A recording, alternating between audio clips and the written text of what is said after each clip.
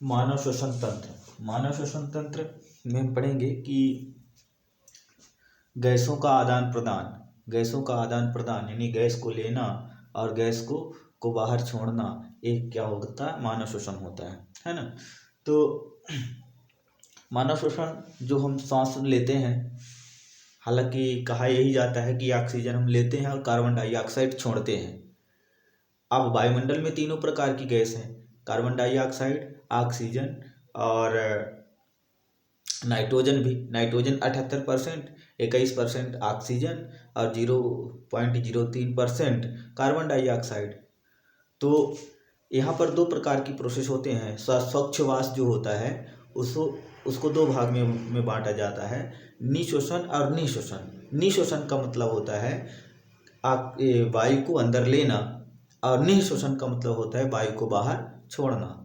तो होता क्या है, निःश्वसन की प्रक्रिया में यानी वायु को अंदर लेने वाली प्रक्रिया में नाइट्रोजन का 78%, ऑक्सीजन का 21% और 0.03% कार्बन डाइऑक्साइड को अंदर लिया जाता है। और लेने के बाद जब गैस को बाहर छोड़ी जाती है तो छोड़ते समय नाइट्रोजन को 78% ही छोड़ दी जाती है। इसीलिए मैं एक प्रश्न में बताया था कि गैस की कौन सी गैस में कोई परिवर्तन नहीं होता, तो नाइट्रोजन में कोई परिवर्तन नहीं होता। अब ऑक्सीजन का क्या होता है, 21% ऑक्सीजन लिया जाता है और 17% ऑक्सीजन छोड़ दी जाती है निःश्वसन के दौरान। तो ऑक्सीजन का मतलब ये हुआ कि ऑक्सीजन की कुछ मात्रा को एब्जॉर्ब किया गया, नहीं लिया गया। और कार्बन डाइऑक्साइड 0.03% है वायुमंडल में, लेकिन जब छोड़ते हैं तो लगभग 4% छोड़ते हैं। यानी कि कहने का मतलब जो शरीर के अंदर कार्बन डाइऑक्साइड थी उसको हम क्या करते हैं, वहाँ छोड़ते हैं। तो इस प्रकार से हम क्या कहेंगे कि 4% कार्बन डाइऑक्साइड को छोड़ा गया, इसलिए कार्बन डाइऑक्साइड को छोड़ा जाता है, ये कहा जाता है। ठीक है। इसके बाद यहाँ पर कुछ प्रश्न बनाए गए हैं, इन प्रश्नों को देखेंगे। और इसके पहले कि श्वास किस प्रकार से लेते हैं, कि वहाँ किस किस भाग द्वारा वो श्वास क्रिया होती है। तो सबसे पहले जो छिद्र होते हैं वहाँ से वायु को क्या किया जाता है, अंदर किया जाता है। जैसे ही अंदर करते हैं तो नासा छिद्र के बाद नसा कपाट आता है यहाँ। तो यहाँ धूल कण वगैरह यहाँ चिपक जाते हैं, ठीक ना। इसके बाद ग्रसनी यानी फैरिक्स है ना, फैरिक्स में श्वास जाती है और फैरिक्स में जाने के बाद स्वर यंत्र यानी लैरिक्स में ये श्वास वायु जाती है। इसके बाद श्वसन नाल यानी ट्रैकिया में जाती है ना। श्वसन नाल ये जो पूरा वहाँ से लगा हुआ होता है, ट्रैकिया होता है, वहाँ जाती है। फिर ट्रैकिया दो भागों में विभक्त होती है। दो भागों में जब विभक्त होती है तो क्या बनता है, श्वसनी यानी ब्रोंकाई। श्वसनी दो भागों में विभक्त होती है, इसे ब्रोंकाई कहते हैं।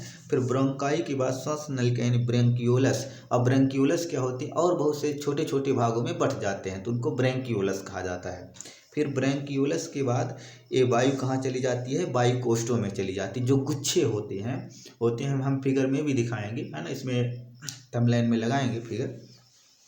तो वायु कोष में चली जाती है। वायु कोष में जाने के बाद उस वायु को रुधिर क्या करती है, हीमोग्लोबिन के द्वारा अब्जॉर्ब करती है। और रुधिर कहाँ ले जाती है, कोशिकाओं में इन वायुओं को प्रवेश करा देती है। कोशिका में वायु इस प्रकार से पहुंच जाती है। और कोशिकाओं में जब ये पहुंचती है तो भी कहाँ जाती है, माइटोकांड्रिया में। और फिर माइटोकांड्रिया में क्रेब्स चक्र चालू होता है।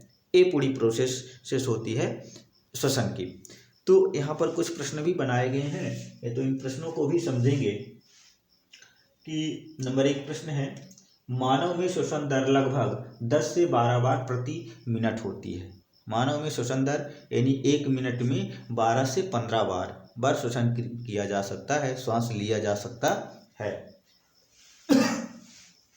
फेफड़ों में अशुद्ध रक्त दाएं निलय से प्रवेश करता है। जो अशुद्ध रक्त होता है तो कहाँ से प्रवेश करता है, दाएं निलय से, है ना। तो फेफड़ों में अशुद्ध रक्त कहाँ से, नहीं, दाएं निलय। दाएं निलय कहाँ होता है, हृदय में। हृदय के दाएं निलय